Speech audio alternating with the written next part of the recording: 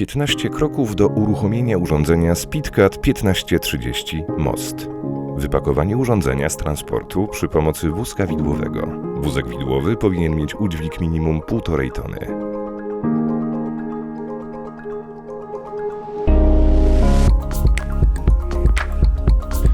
Przewiezienie urządzenia w docelowe miejsce montażu. Zadbaj o utwardzoną, równą posadzkę. Zachowaj odległość od najbardziej wysuniętych elementów maszyny. Od ściany minimum 0,8 metra.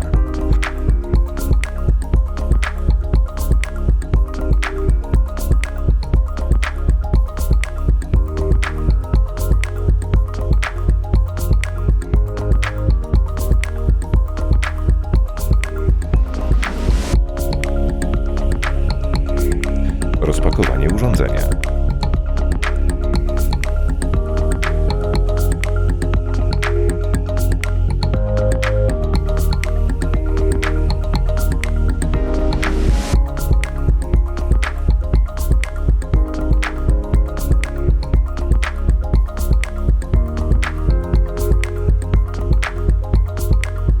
Wypoziomowanie urządzenia w dwóch osiach X i Y przez odpowiednie wyregulowanie stóp podporowych.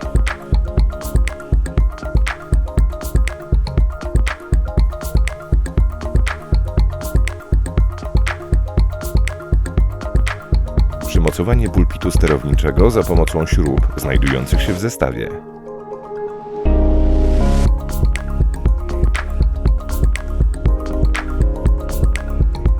Podłączenie indywidualnego uziemienia o wartości 0 do 6 ohma.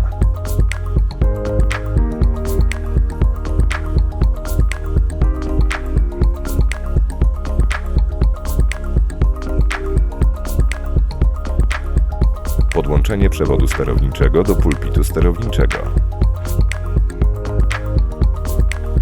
Podłączenie przewodów do agregatu plazmowego, złącza sterowniczego, palnika maszynowego, przewodu masowego, przewodu powietrznego.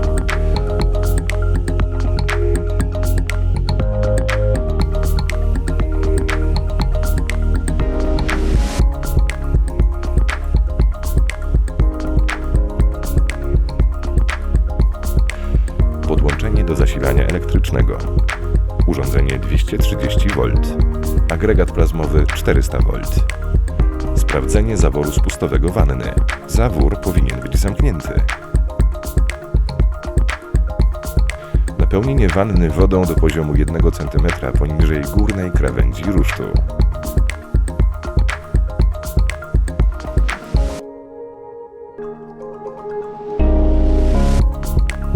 Załadunek materiału na stół roboczy.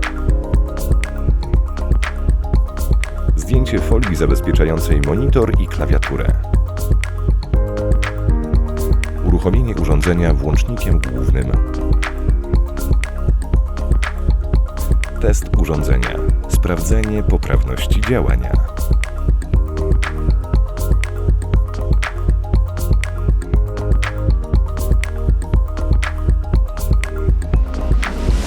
Maszyna gotowa do pracy.